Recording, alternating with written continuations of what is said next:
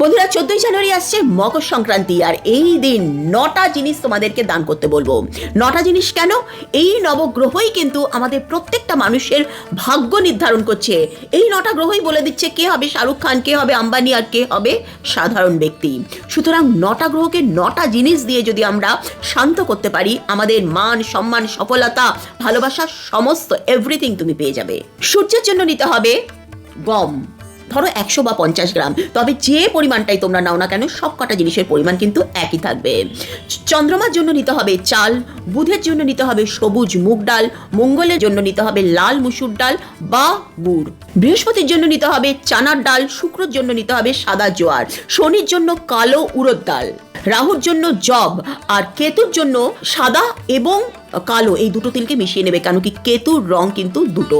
এবার এই জিনিসগুলো নিয়ে মকর সংক্রান্তির দিন তোমরা কোনো একটা জায়গায় ছড়িয়ে দাও। এগুলো পাখিরা খেতে পারে, কুকুর, বেড়াল, গরু যেই খাক না কেন, এই যে দান করলে এই দান কিন্তু তোমাদের জীবনের সফলতা, অখণ্ড সৌভাগ্য নিয়ে আসবে।